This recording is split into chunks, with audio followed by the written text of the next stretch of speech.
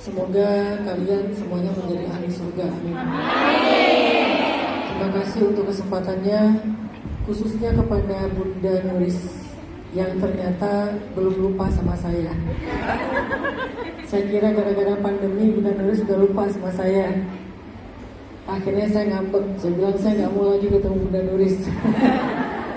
Kemudian Bunda Nuris ngejar-ngejar saya, nyerang saya sampai IG saya diteror sama Bunda Nuris.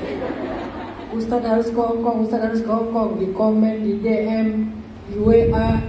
Akhirnya saya nyerah juga, ya udah, Bismillah. Tapi karena jadwal saya terlalu padat, saya minta tolong boleh nggak cari tanggal merah Hongkong. Ternyata dapat tanggal merah hari ini hari Senin, tapi ternyata hari ini adalah hari Halloween. Tega banget Bunda Nuris memperingati hari Halloween undang saya. Emangnya saya hantu. Harusnya undangnya pas Valentine ya. Undangnya pas Halloween. Ini labunya mana nih labunya? Makasih buat Bunda Nuris, terus teman-teman panitia Ilham, semuanya para pejuang-pejuang dakwah yang ada di Hongkong. Hongkong itu adalah kampung saya. Jadi saya kalau lagi kangen rawon bukan ke Jawa Timur tapi ke Hongkong. Kalau saya pengen belanja bawang, saya gak ke pasar tapi saya ke Hongkong. Gaya gak sih? Nyari bawang ke Hongkong gitu ya. Saya tuh di Causeway Bay itu udah hafal jalan-jalannya tuh. Jadi beberapa kawasan di Hongkong itu saya kalau dilepas sama Bunda Nuris dulu ya, saya hafal. Oh ini kesini, ini kesini. Jadi kalau pas saya bawa istri saya jadi guide-nya tuh udah kayak warga lokal. Jadi Hongkong ini punya kesan tersendiri buat saya. Alhamdulillah di sini saya setiap kali ketemu sama perempuan-perempuan hebat yang ada di Hongkong, diam-diam saya kagum kepada kalian. Saya sebetulnya belajar dari kalian. Belajar apa? Saya belajar tentang ketabahan, belajar tentang perjuangan, belajar tentang pengorbanan seorang perempuan. Dia adalah seorang anak, dia adalah seorang adik, dia adalah seorang ibu, single parent, dia adalah seorang istri, dia adalah seorang perempuan yang mungkin pernah dikhianati dan dilukai.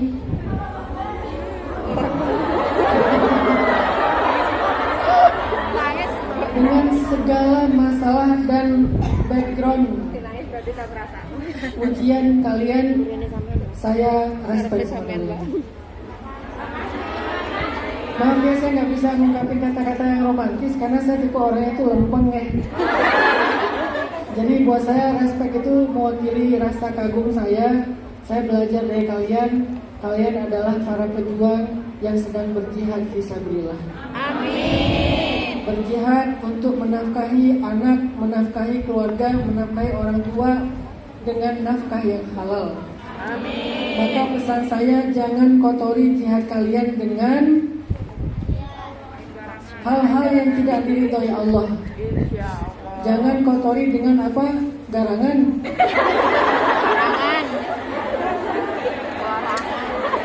Jangan kotori dengan garangan. Jangan kotori dengan hubungan tanpa status. Jangan kotori dengan video call malam-malam. Jangan kotori dengan pura-pura ada WA nyasar. Jangan kotori dengan emoticon yang terlalu intimate, little love, deep heart, terus lope-lope. Jangan kotori dengan sesuatu yang tidak baik. Sayang, karena pengorbanan kalian ada di sini tuh gak mudah. Saya tahu kok, kalau bukan karena terpaksa, mungkin sebagian besar kita gak ada di sini. Kalau bukan karena terluka, mungkin kita nggak ada di sini.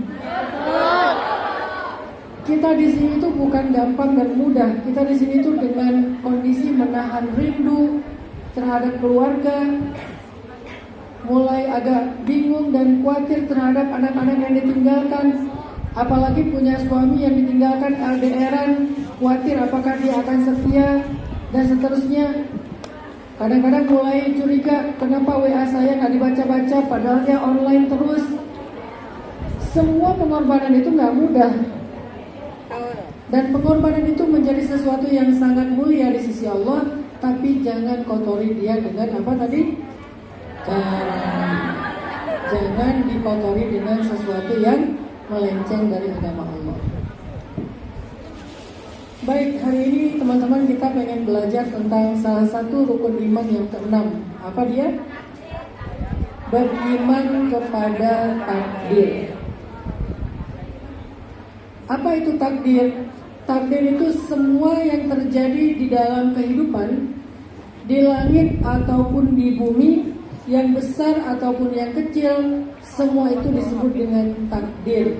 Wuqu'u syai' muwafiqatun li'ilmillah. Kejadian-kejadian yang semuanya terjadi dengan kehendak, ketetapan, keinginan, keilmuan Allah Subhanahu wa taala. Itulah takdir. Jadi sekarang kita ada di Hong Kong, takdir bukan? Kita berpisah dengan keluarga kita? Kita bekerja jauh dari orang yang kita cintai? Kita dapat majikan yang baik, majikan yang buruk. Hari ini kita duduk di dalam majelis ilmu, barusan ada yang nguap-nguap. Nguap itu takdir, jadi jangan salahin dia. Kamu lagi ngapain? Menjalani takdir. Nguap. Ada yang ngangguk-ngangguk tapi matanya merem, takdir. Biarkan dia menjalani takdir dengan caranya. Semua kejadian dalam hidup kita menarik nafas, membuang udara, kita kedip, kita berkedip mata, itu semuanya adalah takdir. Saya nggak pengen berkedip Ustaz, biar nggak sesuai dengan takdir, akhirnya kita melotot. Barusan saya melotot itu adalah takdir. Apapun yang kita alami semuanya takdir. Yang barusan ngefotoin saya tapi salah pencet video, takdir. Kenapa jadi video padahal pengennya foto? Yang pengen fotoin malah selfie, takdir. Yang pakai filter sampai 10 akhirnya jadi avatar, takdir. Jadi semua yang barusan kehilangan gelang tuh, takdir. Yang akhirnya gelangnya diinfakkan fisabilillah, takdir. Jadi takdir itu adalah semua wuqu'u syai', semua kejadian yang terjadi di langit, di bumi, sudah dicatat 50.000 tahun di Lauhil Mahfuz. Itulah takdir. Tapi ada yang menarik tentang takdir ini. Kenapa kita disuruh beriman kepada takdir? Kan hukum beriman kepada takdir itu wajib. Sampai menganga. Setiap ada yang datang takut, padahal yang datang itu kurir. Tapi dia udah kegeeran, jangan-jangan dia cuma mau mempermainkan hati aku. Padahal katanya paket, cuma bawa paket, tapi dia trauma. Itu namanya alham atau al-humum. Siapapun dari kita yang sedang sedih, terluka, marah, kecewa, trauma, maka kata Nabi obatnya adalah beriman kepada takdir. Obatnya beriman kepada takdir. Yang kedua alham, yang keduanya adalah al-hazan. Apa itu al-hazan? Al-hazan itu anxiety, kecemasan, khawatir, galau, bingung, takut, was-was. Itu adalah al-hazan. Makanya ketika ada kata-kata la tahzan, innallaha ma'ana, apa artinya? Bukan jangan bersedih, itu terjemahan keliru. Jangan khawatir. Jangan khawatir. Waktu itu siapa yang lagi khawatir? Abu Bakar As-Siddiq. Apa yang dikhawatirkan Abu Bakar As-Siddiq? Keselamatan Nabi. Sehingga Abu Bakar dalam keadaan khawatir terhadap keselamatan Nabi, takut terjadi apa-apa kepada Nabi. Kemudian Nabi bilang, ya Abu Bakrin, la tahzan, innallaha ma'ana. Abu Bakar, gak usah khawatir, Allah akan menolong kita, Allah bersama kita. Jadi kata